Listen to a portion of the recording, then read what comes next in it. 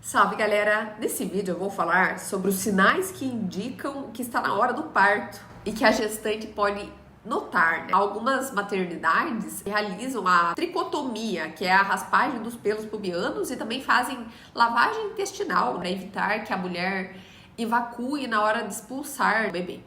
Vamos aos sinais de bebê a bordo. Começam as contrações de modo mais forte e mais frequente. De início, elas acontecem de hora em hora e depois esse espaço de tempo diminui.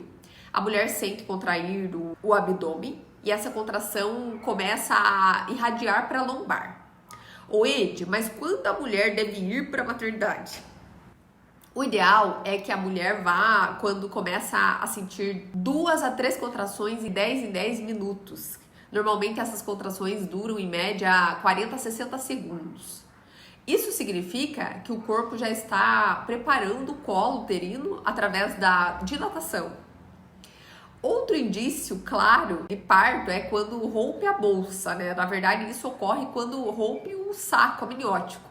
Por isso sai um líquido. Esse líquido pode ser em bastante quantidade ou em pequena quantidade. Isso acaba confundindo um pouco, de fato, se teve rompimento do saco ou se foi apenas um escape de urina. Acontece bastante na gravidez, ainda mais no final. É indicado nessa situação que a mulher faça xixi, depois deite de lado com o braço esquerdo apoiado na cama, simule uma tosse e se ao fazer isso ela percebe que sai um líquido, a bolsa foi rompida. Outro modo também de sentir as características do líquido amniótico é sentir o cheiro, né? Porque é bem forte, parece água sanitária o cheiro.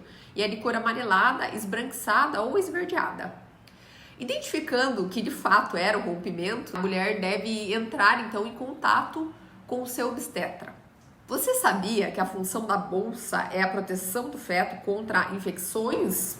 Eis a razão que depois do rompimento, o saco do parto deve acontecer em até 48 horas. Para que esse período não seja ultrapassado, é usado alguns medicamentos que fazem a indução da contração ou até mesmo parte-se para a cesárea. Outro indício de parto é quando a mulher perde o tampão de muco, que ocorre em média entre 2 a 3 semanas antes de acontecer o parto. Esse tampão tem uma cor com tonalidade de branca, né, marrom e pode conter traços de sangue. O parto tem a denominação de normal, que diz respeito ao parto vaginal, e o parto cesariano. Acho que seria mais correto dizer parto natural, né? Ou vaginal, porque quando falamos parto normal, parece que a cesárea seria uma forma não normal de nascer. Mas isso é apenas uma reflexão, até porque a cesárea é um procedimento cirúrgico. O parto normal é um parto fisiológico que varia de mulher para mulher, podendo durar horas. Testemunho de mulheres que já tiveram mais de um parto normal dizem que o parto do primeiro filho costuma demorar bem mais do que o do segundo. Mas também cada caso é um caso, mas a biologia explica que realmente o segundo é mais rápido. O parto em si é dividido em fases que começam com o trabalho em parto, que tem a fase 1, contendo outras subfases denominadas latente, que acontece a dilatação correspondente entre 3 e 4 centímetros, e a parte mais demorada, né, podendo durar mais de 10 horas, com contrações não tão fortes ainda, não tão frequentes, que não duram também muito tempo. Por isso, a mulher pode ficar em casa quando está acontecendo essa fase, mas já alerta com o que o corpo está comunicando. Pode caminhar um pouco, tentar relaxar, respirar com consciência e ir se preparando para ir para a maternidade. Na fase ativa, já aumenta a dilatação, o que fica entre 4 e 7 centímetros, fazendo com que a mulher fique mais agitada. As contrações também são muito mais fortes e frequentes, durando mais de tempo e é uma fase mais dolorosa, segundo os testemunhos, do que a fase anterior.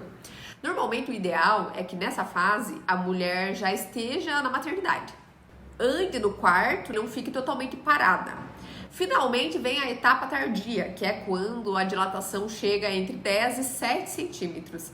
E é uma fase bastante dolorosa, as contrações são intensas, longas e acontecem de modo mais frequente, porém é um período que dura menos tempo que os anteriores. O trabalho de parto, como um todo, é a fase de dilatação e esvaecimento que dura entre 8 a 12 horas em mulheres tendo a experiência do primeiro filho e de 4 a 6 horas em mulheres que já experienciaram o parto antes. Há algumas maneiras de induzir o parto com a ajuda de ocitocina, né, um elemento químico muito parecido com a que a nossa glândula pituitária produz no parto normal.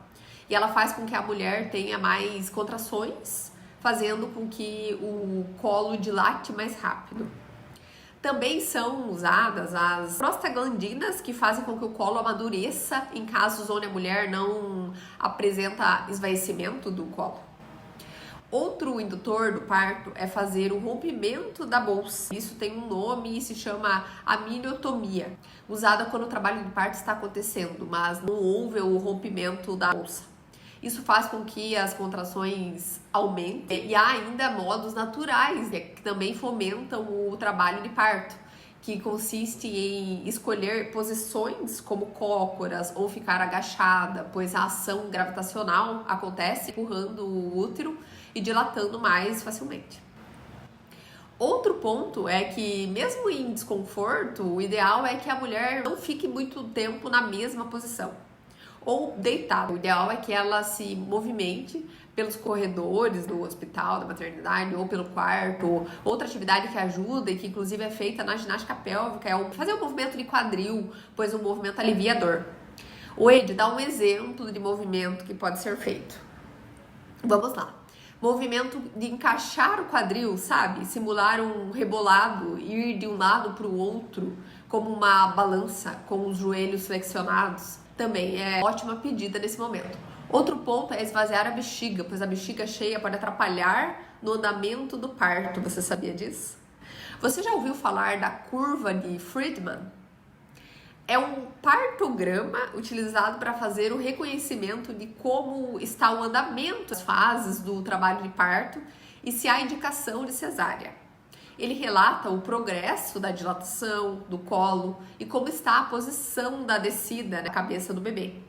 O gráfico é preenchido no decorrer do trabalho de parto, quando dentro do normal as linhas preenchidas se cruzam formando um X.